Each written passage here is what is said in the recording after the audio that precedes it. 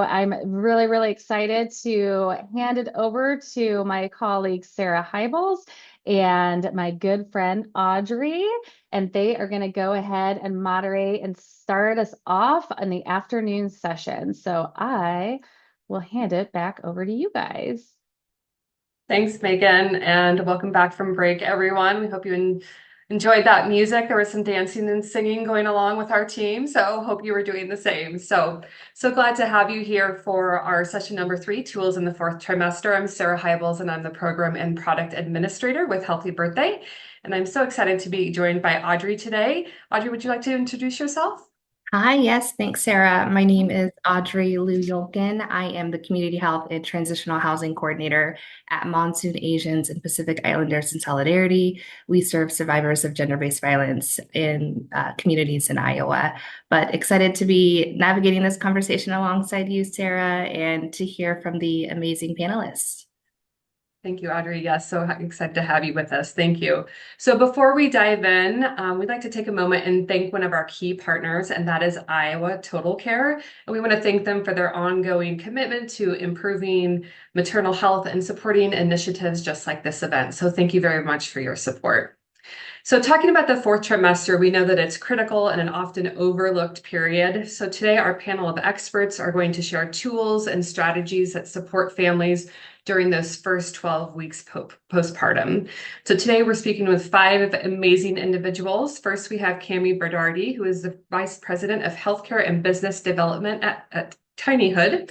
Dr. William Story, who is Associate Professor of Community and Behavioral Health, Director of Graduate Studies in the Department of Community and Behavioral Health, and the Director of Maternal and Child Health Public Health Catalyst Program in the College of Public Health at the University of Iowa. We have Tina Branch, the founder of Project Motherhood Iowa. Monique Amos, the Chief of Community and Family Health at San Bernardino Public Health Department. And last but not least, Janet Horras, the Executive Director of the Institute of the Advancement of Family Support Professionals. So thank you again all so much for joining us today and taking time out of your busy schedules. So we're going to have some great conversations with our speakers for the first half of the session. Then we're going to take some audience questions. So again, please use that Q&A feature and we'll be monitoring that. If we don't have time to answer your question, again, we'll have the panelists answer that in written form and send those out in the post-event email. So let's get started. Our first question is, for each of you, is how does your work connect to supporting families in the fourth trimester? Dr. Story, would you like to start us off? Sure, thanks for that question. Good to see everybody here and join this esteemed panel. It's great to be a part of this.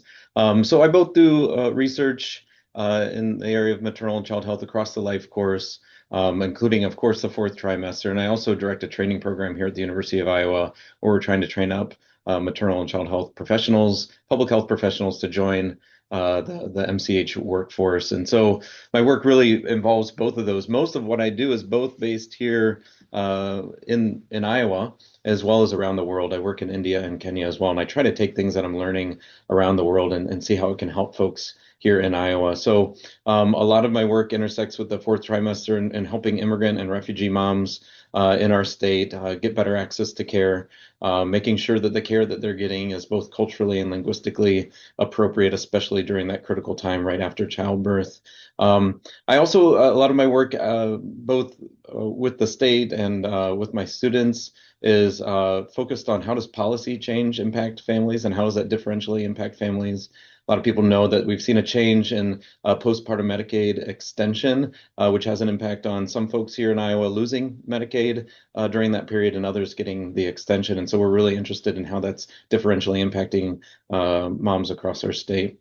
And lastly, I'd say my work intersects with this fourth trimester and just making sure that every mom and birthing person gets access to the resources they need during those 12 months 12 weeks postpartum.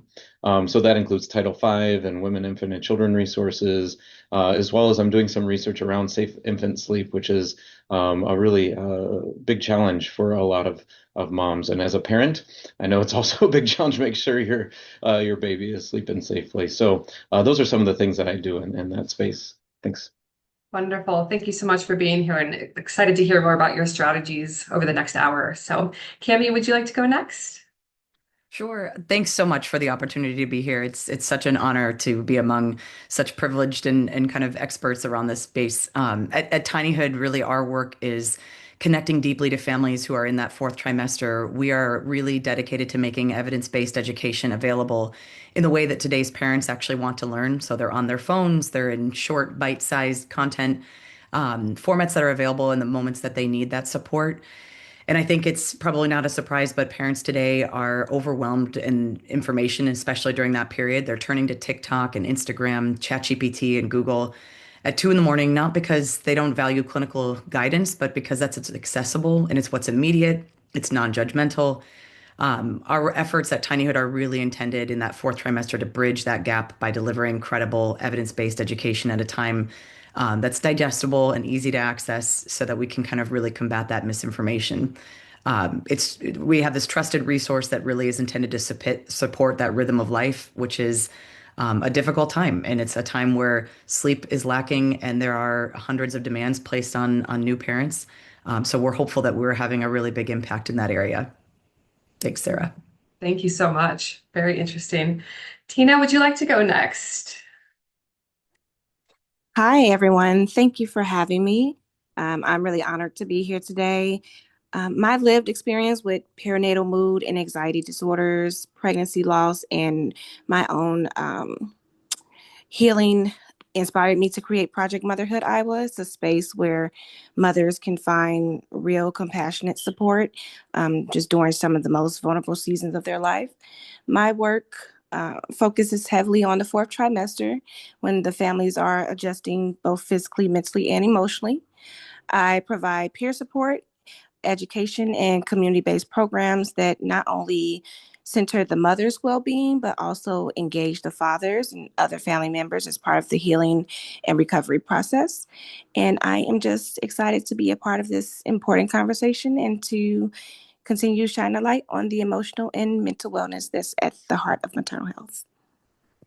Thank you, Tina, for sharing your personal story, and appreciate you bringing up the fathers. It seems to be a theme today from our earlier session, and interested to hear more about that and how you're incorporating other family members into that postnatal care period. So, Monique, would you like to go next?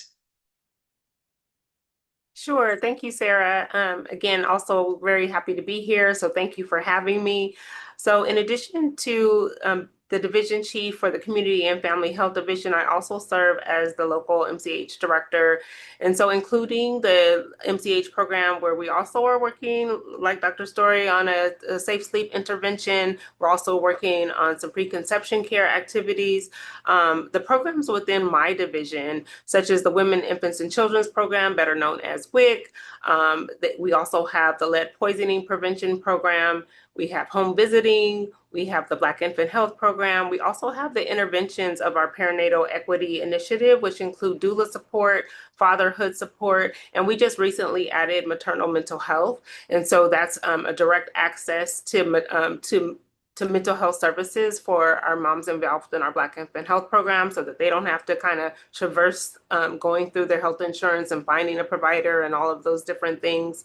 And then we're also so we have a number of initiatives, but our main goal is to provide some supplemental supports and combat disparities in our division. So with all of those different programs, we're working together and trying to kind of row our boat in the same direction so that we're supporting families and really to reduce those disparities, but then also provide those supports that are outside of the medical space, but then also making sure that we're working in close partnership with providers and whatever that means, right? That could be a community health worker, a medical provider, a doula, a midwife, whoever is in that care spectrum that is touching the lives of those families, making sure that we're all kind of working together to support that family in that perinatal period. And again, also like Dr. Story said, just taking from that life course approach of this is a sensitive period of risk, right? And so if the more that we can do to improve outcomes in this sensitive period, research shows that the outcomes over the life course will improve. And so that's our main focus through that mom's pregnancy and that first year of life for baby. Thank you, Monique. Yes, definitely interested to hear too, as we talk, how you're incorporating that work with home visitors, WIC, doulas. Again, another theme that we're seeing here today and yesterday, just that cross collaboration in order to get resources to expected parents. So thank you. All right, and Janet, you are up. Well, thank you for inviting me to participate in the panel today. I'm excited to be here. Excited to hear what the other panelists are going to talk about. Um, I represent and serve as the executive director of the Institute for the Advancement of Family Support Professionals. We usually just shorten that to say the Institute. The Institute offers free e-learning, so it's available 24/7 to anyone, anywhere. Our primary audience is early childhood home visitors, and but we really do serve learners of all walks of life. We have childcare providers, teachers, nurse clinicians and law enforcement that are registered learners in our system. We created it because we knew that people needed access. Again, as we become more digital, people needed access to training and couldn't, and especially like in the state of Iowa in the Midwest, where winter makes travel very difficult or unpredictable in the wintertime. And I know my friends in the Southwest part of the United States would say the heat of the summer also makes it unpredictable and unsafe for travel as well. And so they've taught me something. It's not just the Midwest that has weather and travel concerns. There are other places, different kinds of travel concerns. But we have exceeded over 50,000 registered learners. And when you think about home visiting, our National Home Visiting Yearbook says there's 20,000 home visitors in the United States, which means we've exceeded that number. We do have a growing number of international learners, which means, again, our content is getting out there. Our content is approved for college credit and also for continuing education units. There are fees attached to that, but the actual content itself is available at no cost. And our content is also based on a national core competency framework that has been adopted by the Health Resources and Services Administration, as well as most states, not all. We got a little block of states up in the northwest part of the country that have not, but most have. Thank you. Thank you, Janet, for being here today. And I'm going to pass it to Audrey to ask a few questions for our panelists. Thank you, everyone. It is evident in just this small panelists today that the fourth trimester is so powerful. It's so diverse. We wanted to open the conversation with the conversation we had earlier about digital tools and technology. Camie touched on it a little bit. Mothers at 2 a.m. struggling and needing information. And so they go to TikTok, they go to Instagram Reels. And it's really difficult to decipher evidence-based practices with misinformation and myths. Which brings us to our first question. How can digital tools bridge the gap between the hospital or evidence-based practices and home? Camie, let's start with you. Yeah, it's deeply personal and professional. I have, many times over been that mom at 2 a.m. personally, Googling and scared and not sure what the right answer is, and really felt pretty alone. And I have had my career in maternal infant health, so it just felt a little bit like even more alarming. But really, the hospital was a place where many families feel like they start their learning. And then they go home, and that's where the learning actually really happens and is applied. And today's new parents, as we've kind of touched on, they're accustomed to learning in that short form, kind of mobile first content. The TikTok generation expects information to come to them fast, clear, immediately accessible, the moment they need it. And they're not really giving a lot of discretion to whether it's, evidence-based. So Tinyhood really kind of takes this expertise from OBs, lactation consultants, nurses, pediatric specialists, doulas. We translate this high quality evidence-based instruction into a health literacy level that is accessible, easy to watch, really easy to share with other caregivers, whether that's multi-generational family members that are helping care for mom and baby. It's especially powerful for the fathers and partners who often really want to be hands-on, but don't really receive the same depth of education in clinical settings. They've either been overlooked or other circumstances didn't enable them access to this education. So Tinyhood has really expanded in many of our partnerships. It's now made sure that everybody in the household can learn together. They learn at their own pace, on their own schedule. So again, it's not meant to replace clinical care. It's a bridge. As we've talked about, it extends and reinforces where parents can kind of rewatch those latching techniques that maybe a nurse showed them at 2 in the morning, and that's 12 hours after they just gave birth. They can re-watch those safe sleep setups so that they understand what the crib needs to look like to ensure a safe sleep environment. They can really kind of dig into the C-section recovery steps or figure out what's normal and what's not in terms of bleeding and ask those questions when they're real and urgent, but feel more informed to do so. Partners can feel like they can step in with confidence when they've seen some of that same guidance, or maybe they're recognizing warning signs that their partner might not pick up on. So the bridge for us really is it's not just digital access, it's delivering that credible guidance, kind of disrupting the noise that's out there that today's families are really subsumed by. And we see a shift in confidence, and that shift in confidence for parents is not small. It's one that we know and studies show that it will directly support outcomes like increased infant and parent bonding, identifying and addressing those mental perinatal mood disorders, having more success with feeding, whatever that looks like for that family, and kind of greater partner involvement. So we're really hopeful the way this generation is leaning on digital tools. We just want to make sure we can meet that with evidence-based education. Thank you for that answer. It is so important, the digital aspect of this. And how does Tinyhood connect with hospitals? How do moms know that you are evidence-based and they can't just go to TikTok and it's not the same thing? And I think that's maybe the lapse is when parents leave that hospital, they don't know which digital tools are credible. Or so how do you work in that world? It's your question is so telling, right? It's a really noisy environment. It's noisy for the OB providers who are kind of subsumed with questions from their patients, and they're dealing with misinformation. So we have a couple of different touch points that have been really successful.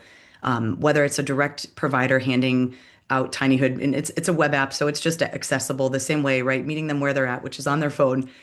And they're on their phone in that postpartum unit. They are on their phone holding that baby. They are on their phone latching that baby. I mean, it is everywhere. It's right. It's prolific. We know this about this generation. So making that accessible, whether that's an OB nurse or the postpartum nurse, letting them know about the information, our partnerships with hospitals are pretty seamless. It's seamless because it's a consumer-facing tool already.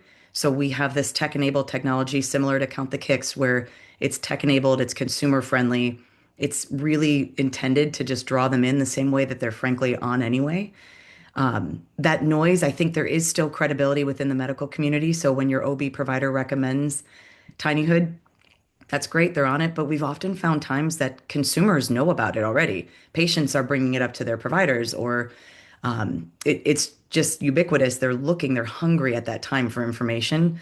And especially in that postpartum unit, they're nervous to go home. Everybody, I think it's pretty universal, that you're really overwhelmed in a 15-minute period with information that you're lucky if either partner or family member caught about how to install that car seat, let alone how to wake up and handle that nighttime feeding. It's just so overwhelming. And I think many can appreciate where a tool that gets used often is your phone, and that's where that information can be easily accessible. Thank you, Camie. Monique, I would love to hear your thoughts on this as well.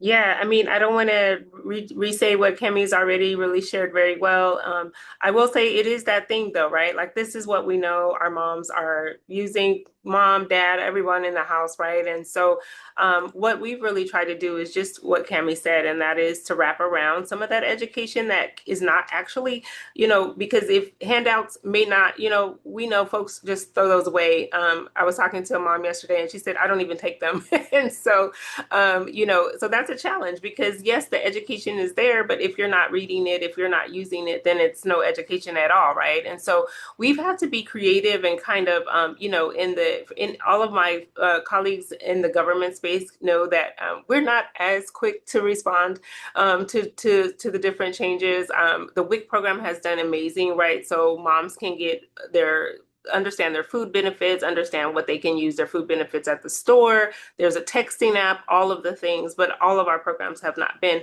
as responsive to kind of the landscape that we're in right now. So we've just tried to be way more creative when it comes to our social media, because I feel like we're always kind of, and I'm sure Camie can relate, we're always trying to stay one step ahead of the misinformation that is out there and try to, get the information out as quickly as possible, but make sure that it's evidence-based and very much rooted in the science behind what we're trying to do.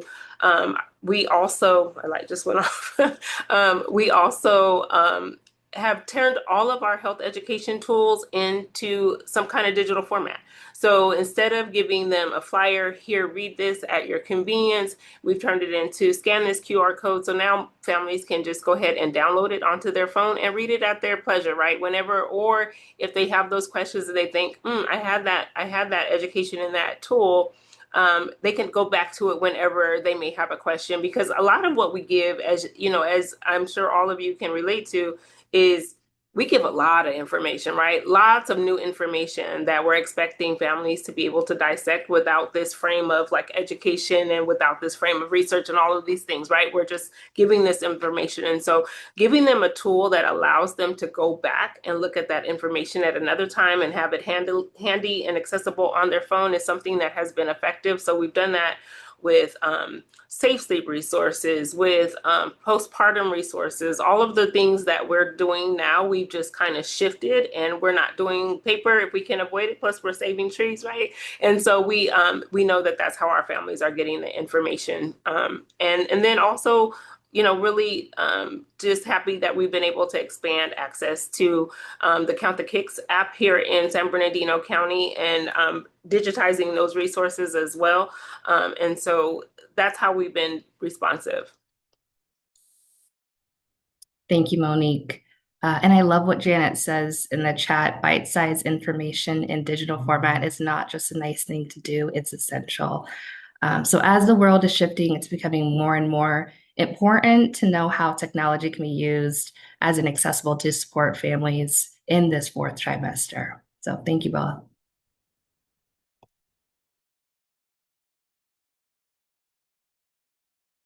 Sarah, I'll turn it back to you for the next question. Thank you. So let's talk a little bit about integration.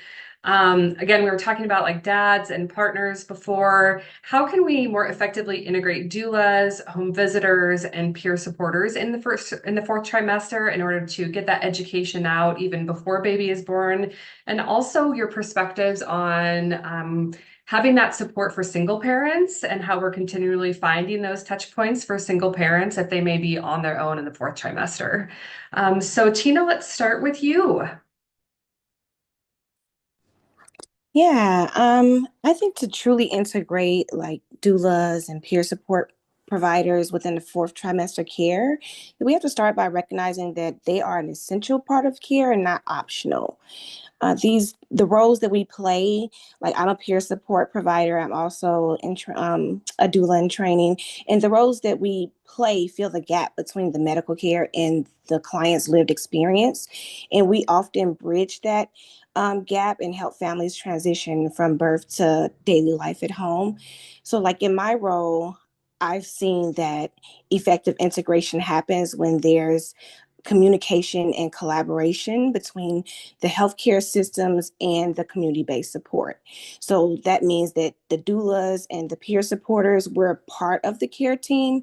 We're included in the discharge planning and the postpartum follow-ups, and we're connected to providers that trust and value our input as it pertains to the clients. So, and then another thing, I think we really need funding and policies that recognize this work is vital health support and not just volunteer labor. So when families have that consistent contact with trained doulas, home visitors, and peer support providers, especially in those first 12 weeks, we do see improved mental health outcomes and stronger family bonds and fewer crises that could have been prevented had they had that care initially. So it's really about creating a continuum of care and one that just follows the families beyond the hospital walls and then meets them where they are in their homes and within their communities. Absolutely. And Rose in the chat said the same thing. Yes, essential, not optional. Doulas, lactation specialists, community health workers are essential. And Dr. Moore this morning said it's a mandate to work with community organizations. It's not optional. So again, just echoing all of these themes that we're hearing before. So Tina, just to expand on that, can you talk a little bit about how you work with families in the fourth trimester? Any challenges with funding for those after birth appointments, things like that come up that are a challenge for you that you're looking for those policy changes with? Yeah, so in my role, I provide like ongoing peer-led spaces that help bridge the gap between the hospital discharge and community care. I'm just going to be honest, I really don't get funding for what I do. It's all volunteer, and I do it because I know it's a need, and because of my experiences having going through what I went through with dealing with postpartum depression, postpartum anxiety, and other perinatal mental health disorders, not having the support within the community, not having that one-on-one support that I felt like would have benefited me from like the doctors and things like that. So other people don't fall through the cracks like I did. I offer my services for free most of the time. But it would benefit me and others if we could be paid for it. Like nurses and doctors are paid to provide this care because it is valuable care that people depend on. Collaborating with health providers, I work on establishing partnerships with various hospitals, clinics, and other maternal health organizations, doulas, midwives. We're working on creating a referral system so that providers can refer their patients directly to my program and other programs like mine for continued emotional and mental health support. I am always advocating for doulas, peer supporters, and other, like some people are, they're faith driven. So faith-based organizations, just to be recognized as a part of the care team and not separate from it. Yeah. Thank you so much for that. Again, like we were saying, essential work that you're doing on a essentially volunteer basis without payment, but the good work that you're doing to really save lives and save families, we can't thank you enough for what you're doing. So we all want to work towards you getting reimbursed and paid for the work that you're doing too. So thank you so much for sharing your story. Janet, would you like to talk a little bit about integration with home visitors and how that can help with the fourth trimester? Sure. Well, first of all, ideally, home visiting would start when the family is pregnant. So when mom is first pregnant, we would enroll that family. So by the time we got to the fourth trimester, we've already have an established relationship. Because you think about prenatally is when some of those really important decisions happen. So, you decide whether you're going to breastfeed or bottle feed, typically prenatally. You got to line up your childcare prenatally. So ideally, we would start then. The other thing I thought of when somebody talked about the car seat at the hospital was like, and you'd already have your car seat installed in your car and checked by a certified car seat technician if we started earlier. So some of that would take some of that stress and craziness of going home from the hospital could be reduced. And then I'd also say that a successful home visiting program knows that they have to work with other community providers and resources. They are not a silver bullet. We can only do so much. We depend on other providers to make that full net of support around that family. In Iowa and in some other states, there have been pilots of where a home visiting program has been co-located at the prenatal or postpartum care clinics. And then the thing I like about that is it destigmatizes receiving home visiting services because the way it has been set up in these pilots is every one of the patients gets the option to stop and see the home visitor. They're doing like a little triage assessment. It may just be one or two things that family needs help with. Great. It may need that this family really would benefit for the more intensive home visiting services, and we can get that family connected. But what I like is it destigmatizes it so that everybody sees it. It's not just you're a high risk family, so you need home visiting. And that I think is one of our biggest barriers in home visiting is that stigma that is attached to it with the risk status. Thank you. Oh, I thought of one more thing. I'm sorry. Yes, go One ahead. more thing is that many home visitors, there's also a movement of many home visitors becoming cross-trained and certified as doulas. And not that they would actually do the accompany to the birth, but to have that training is very helpful during the course of the home visits to be able to impart some of that knowledge and preparation to families in the same way that a doula would. And again, I see many states looking at that saying that's a worthwhile investment for our home visitors to become doula certified. Now I'll stop talking. I love that as an option. And yesterday we were talking, Audrey was on the Ignite sessions, and we were talking about knowing our scope of work and then where our scope of work stops, but being able to then refer on, like being the bridge. And that's exactly what you're talking about, Janet. So that's what we want to create here these yesterday and today, educating people about all the resources that are out there and coming up with new ideas of how we can care for families. So thank you both, Tina and Janet, for talking about collaboration. And I will pass it back over to Audrey. Thanks, Sarah. I'd love to expand on that, right? So when looking at the broader scope of folks working in the spectrum of maternal health, how do we connect the dots between hospitals, community organizations, digital platforms, so families have equitable care and are not falling through the cracks? Dr. Story, let's start with you.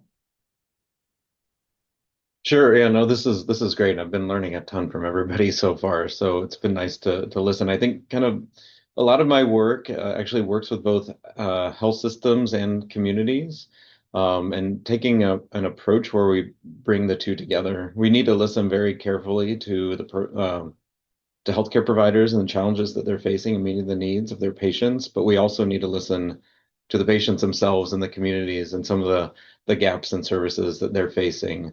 So what I've been trying to do is bring both to the table. Oftentimes we don't hear the voice of the mom or the dad who have been impacted postpartum and maybe are suffering in silence, and they don't have a venue where their voice can be heard. So what we've been trying to do, and one of the models that we used here in Johnson County in Iowa, has been sort of what we would call a maternal health partnership model, where we bring providers and communities together on a consistent basis to come up with sustainable solutions that work for them. We first started this about 7 or 8 years ago. We started something called the Congolese Health Partnership because we saw a growing need in our Congolese community here in Iowa City, and it was also a really fast-growing, vibrant part of our community. But our healthcare providers recognized that they weren't keeping up with the changes and the needs that the community had, and so we started just listening for a year and a half. We just listened both to the providers and the challenges they're facing in the community and the needs that they had. And then when we brought them together over time, they started coming up with solutions. And it's nice to hear now everybody talking about doulas. And right away, when one of our first things that we did was we had these sort of community dialogue sessions where we brought people together based on what we heard from the community, which is we need to know about health insurance. We need to know about what happens during labor and delivery when we go to the hospital. It's very different than what we experienced at home. And we need to know what happens postpartum, breastfeeding, and those types of things. And that's when they were introduced to the term doula. They hadn't heard this. Of course, they're very familiar with the concept of birth support in their own community. And then they started making those connections. And from there, we're able to develop a program where they brought in a trainer that combined with the state, who was also launching a new initiative. But it was really the community that came up with the idea of like, we want to be trained as doulas. We want to be certified, and we want to go through that process. And they've been going through that recently. And so we're trying to replicate this model or process of bringing community and providers together to identify the gaps and come up with sustainable solutions. It'll look different in every community, but we're not going to be able to address the gaps unless we're first listening to both sides and what they are, and working within the constraints of a health system, because they are broken and they're not perfect, but trying to make a difference that can fill those gaps for all families. That's incredible, Dr. Story. Thank you for sharing that. That maternal health partnership model, I feel like that needs to be copy pasted in all these different communities. I feel like so many times the voices of parents and community members and healthcare providers were not around the same table. So to hear the work that you're doing in Johnson County is is incredible. And you're right about the term doula. So many communities in immigrant and refugee communities, that term um, is not known, but the practice is there, right? It's the work that the aunties and the grandmothers are doing. It's in the culture. It's just it's different here. So thank you for sharing the work that you do. Tina, I would love to hear a little bit about your input on this as well. Yeah, I also love what Dr. Story said about the maternal connection. But the truth is, many hospitals and community organizations, they're already doing incredible work. But the issue, in my opinion, is that they're doing it mostly independently. Like it was stated earlier, when families go to the doctors, they're often handed this stack of resource papers. They don't look at them, they throw them away. They're given to read over during discharge. I know I didn't look at them. So, and I know other parents and they don't look at them. So there's no clear bridge that connects them to consistent community-based or digital support once they leave the hospital or even during the process of their perinatal care. And one of the biggest opportunities that I think we have and that I would love to see is for us to build intentional referral pathways. So it'll be a system where hospitals automatically connect families to the local organizations, the doulas, the home visitors, and the online peer support networks, because that connection shouldn't rely on the families having to search for help when they're already so overwhelmed. And then we could use the digital platforms more effectively to keep the communication going, like a secure family-centered platform that can help track like postpartum check-ins, mental health screenings, that can track the referrals, while also giving providers and the community partners a shared view of what support is actually being accessed. I've seen how much different it makes when we collaborate. Like Audrey, we've collaborated before. I've collaborated with other community organizations.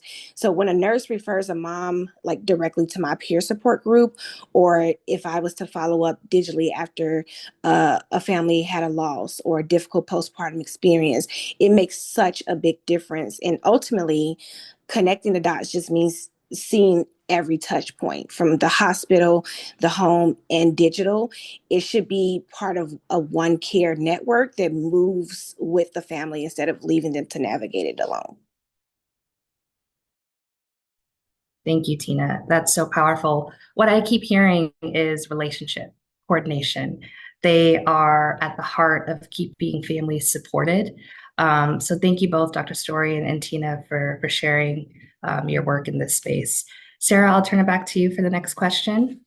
Thank you. And I think this question is going to be an extension of what we're talking about. So Monique and Dr. Story, thinking about how do we reach those families who may not have access to the traditional healthcare and support systems?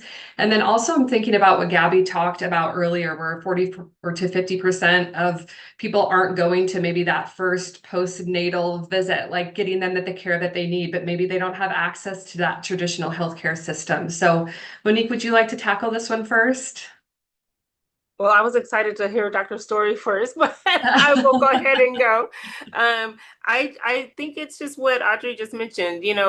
Relationships is the name of the game. If we don't know who's in the space, who's doing the work, and honestly, I think it's just one of those concepts of us rebuilding really how the system of care looks like, right? And so that we're meeting families where they are instead of having them kind of conform to what we say is best, right? Because for every family, it could be different. That mom who wants a home birth, we need to support her home birth. And if she wants to have doula in this space with her, we need to make sure that that's an affirming space, not only for mom, but for doula.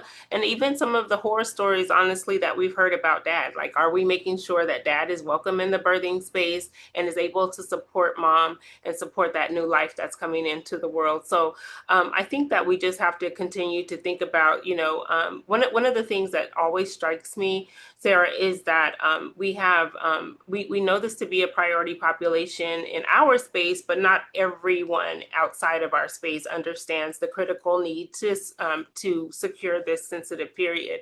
And so I think just elevating moms and babies in all of the and families, really making sure dad, research shows that dad involvement is critical to improving perinatal outcomes. And so from the concept of just also elevating the maternal child health population in planning efforts, in zoning efforts, all of the things we need to, one of the things that's coming up for me as we're talking is just about the need to make sure moms have a place to live when they're bringing this new life into the world while they're pregnant, because we know if they're homeless or if they're unhoused, home insecure, all of the things, right? We know that they are not going to get to prenatal appointments just because that's not their priority. Their priority is having a place to live, food, security, all of those things. So I think the more that we can be intentional about creating digital spaces for us to communicate, because one of the things that we've experienced here is that we don't kind of fit. Our community programs don't necessarily fit in an EHR model, right? Because we're not necessarily medical providers. So is there a space? Is it secure so that we're not giving the wrong information to the wrong people? Is it set up in such a way that you can see, just like Tina mentioned, what has happened over the trajectory of that care during that pregnancy, and then postpartum, have we supported the family in making sure baby gets to the pediatrician? So it's just that continuum of care that Tina talked about that is really critical, that we do better in terms of having a space to do that, because I know that there's a lot of different platforms, but not all of them are accessible to everyone. And I think we just need to be mindful that there are so many different folks who may touch that care, and making sure that they're welcome in the space, making sure that they have a space in the space. And in the meantime, while we're working to get that done and look better in terms of digital platforms to share information, you can know who those providers are in your community. Dr. Story was talking about creating space to have those conversations. We have a regular perinatal equity summit once a year where we bring together all the care providers in our area. And so we have and we're the largest geographic county in the United States, and that doesn't always mean the most people. We do have 2.1 million here in San Bernardino County residents, but what that means is we're really spread out. So I think we have done an amazing job here, not to pat ourselves on the back, but I will just for a moment. And that is, we know each other. We know each other. We know who to call. And then we're trying to make sure that if we don't know each other, we're closing the gaps, because it shouldn't be upon families to close those gaps. It's really improving the system of care. And so that policy and systems and environmental work, that PSC work, it's so exhausting. It takes most of your day, right? If you decided to go visit a provider in a remote location, that may be the end of your day today, but it makes the difference to the families that we're serving. And so focusing on improving the system of care should be the work that we can all commit to do. I love that. Having had babies myself, you know what it's like when you're trying to go to an appointment or just get through the day and, take care of the baby, and you're navigating this new space. And so having that care system already established for you and available is so huge, especially for our vulnerable population. So thank you for all the work that you're doing in San Bernardino. Really appreciate it. Dr. Story, would you like to expand on that at all? Yeah, I mean, a lot of great stuff shared so far. And I mean, this is really tricky when you think about families that may not be accessing traditional healthcare or support systems. I guess the question always is why. And so first, it's always listening. I've heard dads come up a couple times. So when we started our work here in Johnson County, we listen to moms and dads, because you got to try to understand who's making decisions about care and support and access to those. Sometimes it's mom, sometimes it's dad, sometimes it's both together. But you got to make sure everybody's informed. And to be honest, as a dad, we're not always the best at asking questions and admitting when we don't know what we need to know. And so sometimes we go in making uninformed decisions. So making sure that everybody is informed to make the best decisions for mom and baby is so important. And I think asking the question as to why people are maybe not accessing the systems of support that they need, a lot of it does come down to relationships, but ultimately it comes down to trust. There's a lot of historical trauma that leads to distrust for a variety of reasons. So tapping into and trying to understand what that trauma may be and how you are a part of it, even though maybe not intentionally, that you could be a part of why somebody is not trusting you based on what you look like, you sound like, the assumptions that you make about the populations that you're trying to help and trying to serve. So I think that's part of it is being together, understanding each other, and building that trust. And that's why I feel like that maternal health partnership model can be really powerful because it gives people an opportunity to just sit down and listen and understand one another and not make assumptions about the other individual. And I also want to agree with what Tina said, that the communities are already doing amazing work.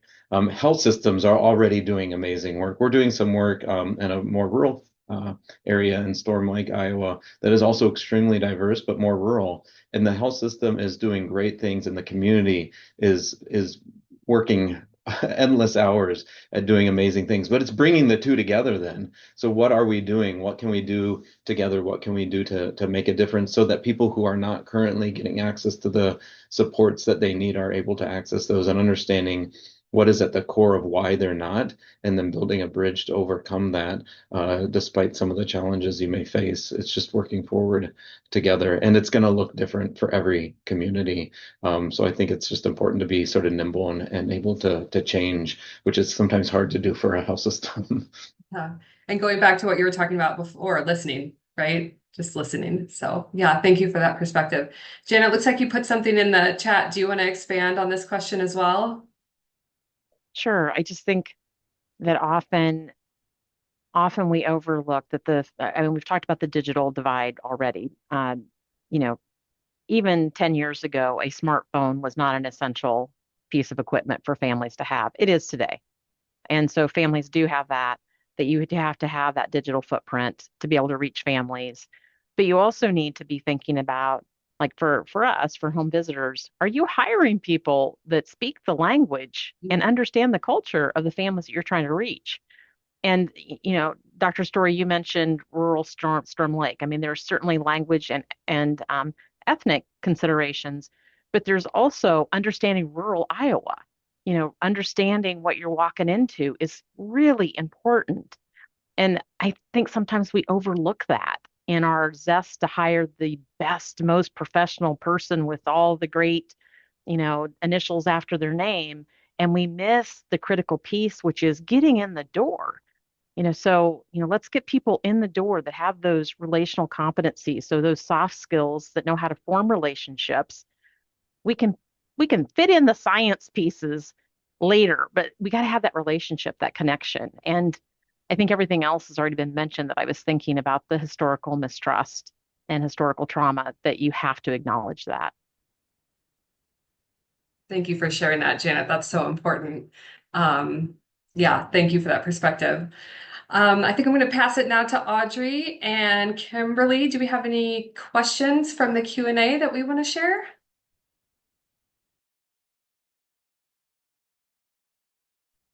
Sure, I can ask. There is one question from an attendee looking to learn where you recommend moms get help in the fourth trimester and beyond when their providers are not listening to their concerns. So this attendee shares her personal experience with postpartum bleeding issues and continuing to reach out for about these concerns and really just feeling like she wasn't heard. So what additional resources or what guidance would you give to moms in that fourth trimester? How can we all help moms in that time period, families in that time period to find support and care that will address their concerns? That's a great question, Kimberly. Thank you. Camie, let's have you. Yeah, I mean, I know that there will probably be other really great contributions to this. I go back to my personal experience, and then, of course, as it relates to Tinyhood, but I felt at that time, and we hear this from a lot of parents, they don't understand what's happening. And this is not to put the burden on the patient, but when they feel dismissed or completely disregarded, there's little that they can do to change that provider, but really having the language and understanding and education to explain what is happening in your body with confidence, to We have content that's really driven towards self-advocacy, both in pregnancy and birth for communities of color. We have content that really helps name what is happening, both to you physically and emotionally. And that really is intended to just build that confidence. Again, it's not going to solve systemic racism and challenges that are in our country, but it is intended to really help lift up a voice that might feel intimidated to share those concerns more directly with their provider. So I think education is a really powerful tool in helping family members continue to call and look around for the right provider who will listen to them. Amazing. Thank you, Camie. Anybody else want to tackle this question? I'll just quickly add, Audrey, that I think that we're missing opportunities for preconception care and interconception care. Once you have that baby, that becomes your life, right? That becomes your focal point. Moms usually put their needs to the side, and so many things we can do from a lens of perspective. Prevention can happen in that education through the interconception. So we're working for some things to be able to do not only with moms, but with dads, right? Because one of the other things that we know is that there's lots of non-traditional households in terms of, and families just look different, right? You may be what's the word, intentionally co-parenting or something like that, where you're not really together, but you're a family, right? And so we just want to support both individuals and recognizing the importance of making sure that mom is well, because mom needs to be well to take care of baby. And so I think we're, and I know that diminished funding sometimes keeps us from being able to do that, but finding opportunities to give that care in between pregnancies and prior to pregnancy, I think are some things that we can continue to do to improve outcomes as well. Thank you, Monique. Thank you for lifting that up. Such great points. I'll turn it back to you, Sarah, for the final question. Sounds good. Okay, so we'll just have a rapid fire question here for each of you. What's one takeaway you want our audience to bring back to their work? Tina, would you like to start? Sure. Can you repeat that one for me? Of course. What's one takeaway you want the audience to bring back to their work? I feel like the main takeaway is that realizing that postpartum care doesn't end at 6 weeks, and the families that we support, they need us to show up for them during the long haul. So whether you're a provider or a policymaker, a community advocate, just remember that healing happens in connection, and make sure we're listening without judgment. We're including fathers and other family members in their supportive team, I'm sorry. And then just center the voices of those that have lived experiences. And just creating systems that hold the families and not just treat them. So every touch point, every conversation, every follow-up, it could be the difference between a mother that's silently struggling and a family that's thriving. So my hope is that we all leave here more committed to being a part of that safety net, because none of us can do this work alone. Absolutely. I love what you just said, hold versus treat. I think that's so beautiful. Yesterday we made a kind of a word cloud of all of the important phrases and words we heard from all of our Ignite sessions. So team, let's add that to today's word cloud. So Thank you. Janet, what would you like us to take away from our discussion? I think it's so important to keep the well-being of families at the center of every action, every decision, every conversation, because when we fail to do that, we are not doing our best work. And it is easy to get sidetracked with small p politics, the local level, state level, national level. And then we lose sight of the reason that we're all here. And when I am fortunate enough to have a meeting in person with somebody and there is a child in the room, the tone completely changes. It is so wonderful when you're hearing the little baby noises going on, even on Zoom, when there's a baby in the picture or in hearing, it changes the tenor of the meeting. So I think it's that constant reminder of why we are at the table. Because when we forget that, we don't do our best work. Yep. Keeping that why in mind. Yep, that's beautiful. Thank you. Camie, would you like to go next? What would you like us to that takeaway from our discussion today? Well, it's been so enriching. And Janet, I'm laughing because I have a sick 3-year-old home today that I've been trying to scurry through other childcare arrangements. He is perfectly loved and attended, but I thought if there's a group that I could have my very lousy intern join, it would be today. But it brings you right back to the mission of this. And I hope not to sound too repetitive, but I think families are overwhelmed in so many ways today, maybe not unique to the time before, but I think many can relate to this sense of feeling overwhelmed by misinformation, overwhelmed by big P politics, little P politics. When we offer clinical guidance and expertise in a way that is digestible and modern, I feel very strongly that we're providing something more than just education. It's confidence. That confidence is going to lead to taking better advantages of resources that they were maybe afraid to try to begin with. It will improve things like feeding success and bonding and improved mental health identification and adoption. But I'd also want to just underscore that a lot of this access is not just limited to cost. We hear this a lot in kind of the bigger policy conversations, affordability and cost. This is really about friction. And in my world coming over to this kind of consumer side, when I look at the points of friction that we put new parents through, it is endless. And if we can kind of define support around scheduling, childcare, travel, navigating complex portals, all these things, we leave families out when we make these points of friction so constant. When we remove these barriers, we have a really opportunity to engage families where they are and providing them with the resources that we know we're dedicating time and really good talent toward because they're going to benefit them. We just need to remove these points of friction.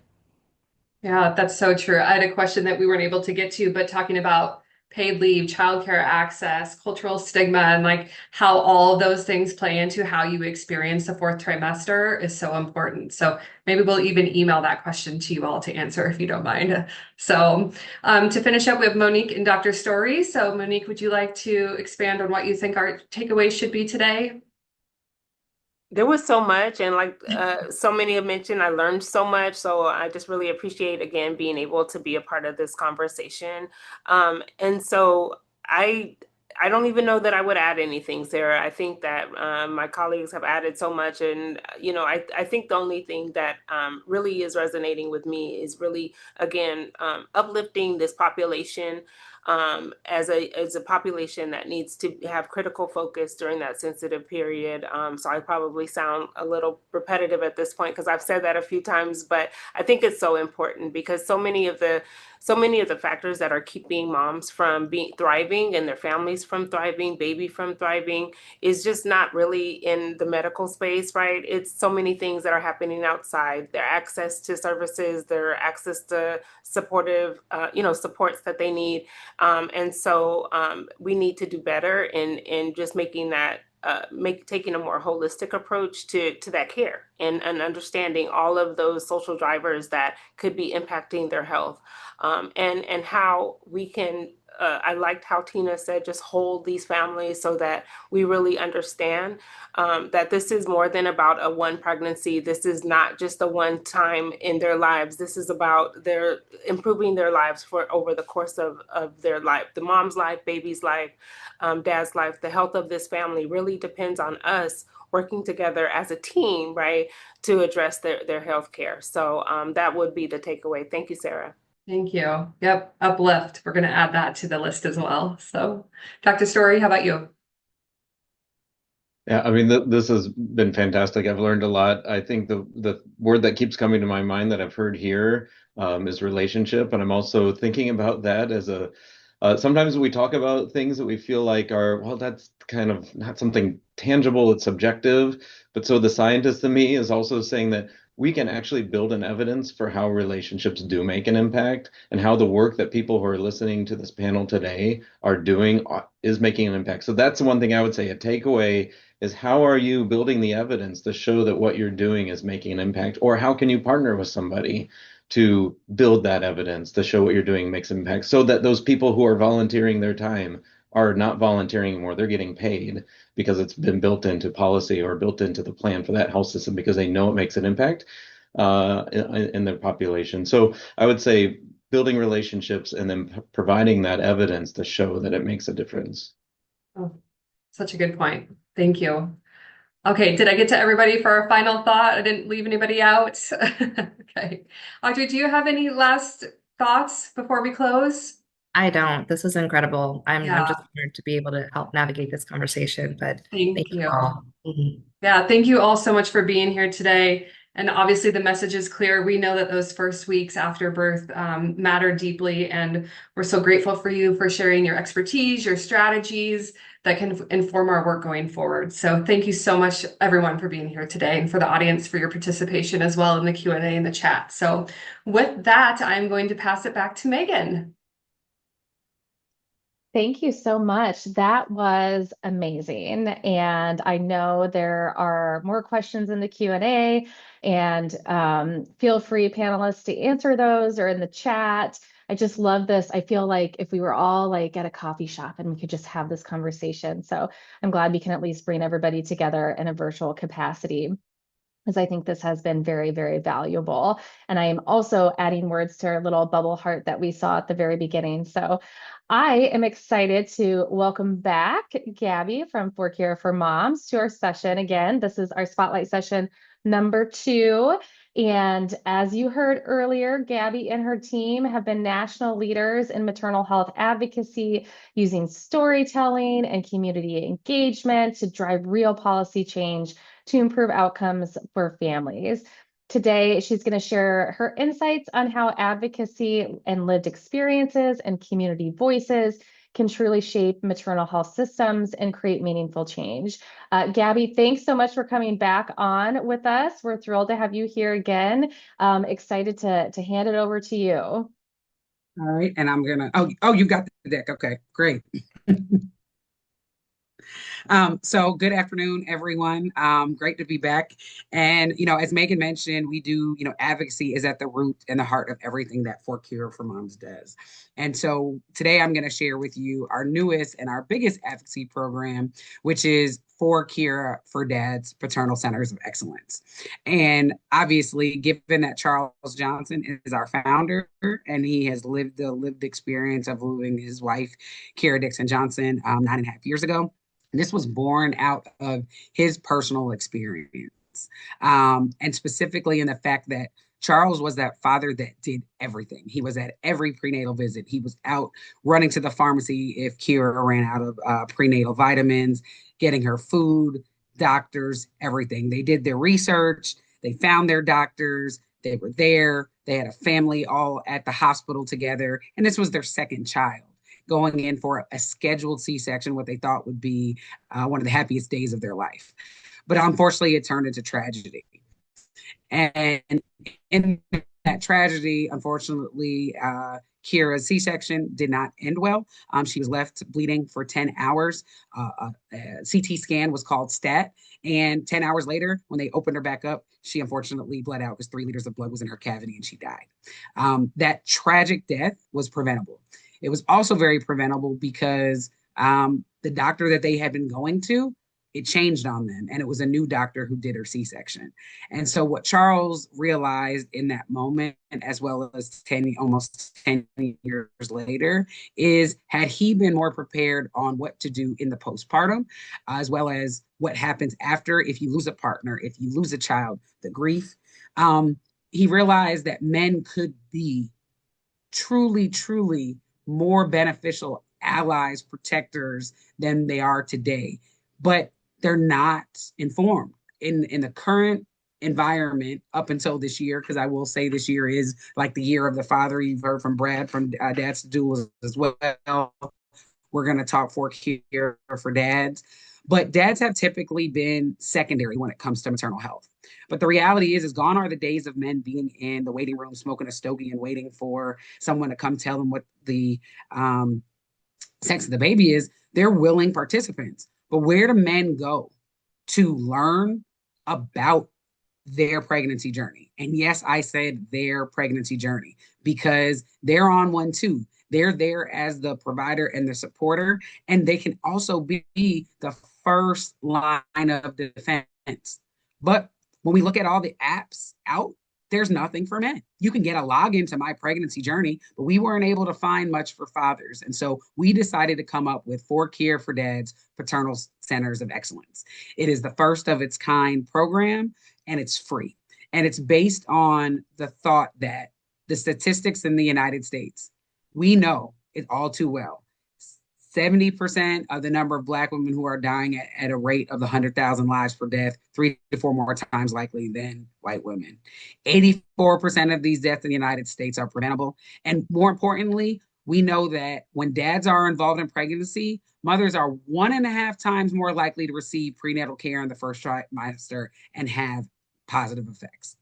So we decided to skip all the research and just come out with the program. And so For Care for Dads Paternal Centers of Excellence is based on that belief. Specifically that in order to eradicate maternal mortality, a third pillar of the maternal health ecosystem is needed. It's time to focus on paternal education and well-being so that fathers can be of service and advocate for mother and child. What we like to say is it's always been a dyad, mother and child. But if you add that third powerful pillar, you create a trilogy, you create a triad that can help to solve the 84% of preventable deaths immediately while we wait for the healthcare system to crumble and be built back up. So about the program, For Care for Dads, it's open to all fathers. However, it is based on the development needs of Black women and their partners. Why? Because we just mentioned they are 3 to 4 more times more likely to die. But what it's meant to do, it's going to educate, it's going to guide, and it supports our men. Our efforts are centered around changing the narrative and roles in fathers and maternal health, elevating them to their rightful position in the ecosystem to make sure that they can be the number one sense of defense for our women. We're tired of hearing everybody say self-advocacy, self-advocacy. Why do we expect women in the most painful thing you can do humanly possible to be their own advocate? Everybody around them, their village should be there advocating them. And that partner can be that first defense. But we have to teach them about what their needs are, what women are going through, so they know what to say and they also feel empowered to say and do that. Next. And so what we've created is locker rooms, safe spaces for men, places where they can convene. It's a curriculum based on their needs, developed by both dads and their partners. And what other unifying place than a locker room in sports? Why? Because no matter if you're Tom Brady or the water boy, everybody, socioeconomic factors doesn't matter. When you go into that locker room, it's an equalizer effect. The coach is going to yell at everybody. They're going to teach everybody. Everybody's expected to learn their playbook. And so here it's carefully crafted so that men can be listened to.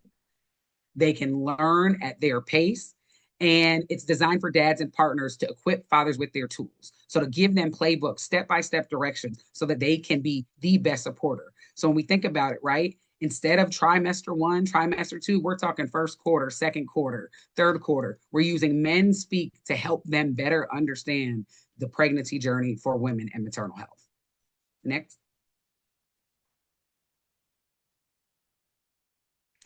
And so what are our program pillars? There's 3, specifically designed to ensure fathers have a better understanding. 1, it's awareness and training. We're giving them the hands-on tools, the resources. It is a step-by-step training by as I mentioned, by quarter, designed for them in a learning guide. So there's 6 to 7 self-guided training modules that they'll be able to go through using playbooks and sports themes and analogies. Second, it provides healing networks and spaces for men to talk about. Where are they able to really learn about these areas. They're not talking about in the barbershops. Where do men go? We have tons of women's support groups, but here's an opportunity that both virtually and when we get to in person, they'll go to. And third is teaching them advocacy and agency. Number one, that they feel that they are empowered and can have agency over their own pregnancy. And then we're inviting veteran coaches and dads to come back and to help teach the next generation of fathers. So this program is not just for expecting. We need fathers and grandfathers to come back and to help teach men why their role is so vital. To talk about, hey, you know what? These are the things I did right. These are the things I didn't do right. These are the things and the tools that I wish I had to better help prepare my partner. And so then we're talking the curriculums. And as I mentioned, we're using them in the sports themes. And so we have the 6 phases of the pregnancy journey. First up is warm-ups and pregame. We're talking family planning and preconception. So ideally, when all is said and done, this is where we want all men, regardless of age and where they are, to come before they're having a child, to learn about what are the dynamics of families. For example, Fork Here for Moms were headquartered in Atlanta, Georgia.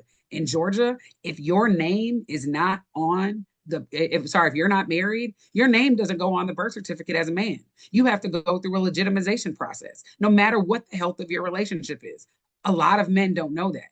So how do we prepare them up front for some unnecessary things like that? How do they think about wills and power of attorney and medical directives, things that we need to know before the day of? First trimester, so conception to 12 weeks. So now what are all the pregnancy warning signs? How do you pick a doctor? How do you ensure that in that conversation with that doctor, it's a 3-way conversation? Not just, hey, mom, how are you doing? But hey, mom, hey, dad, how do you push back on a doctor? How do you ask the right questions? In quarter 2, second trimester, now we're going to talk about, what is our birth plan going to look like? What is gestational diabetes? We're partnering also with Count the Kicks between quarter 2 and 3 so that they know how to count the kicks and know about fetal heart monitoring. In quarter 4, it's not over. Postpartum, we know that 50% of deaths are occurring in the postpartum. So what can men do? What are the postpartum warning signs? What do you do if she's not feeling well? All throughout this curriculum, we're talking, what about blood pressure monitors and understanding your partner's baseline? All of the key things that men can know to be a better provider. And then overtime, fatherhood, we're talking 3 months to 2 years up. And so what are the tips that you can continue to make sure that your partner and your baby thrive?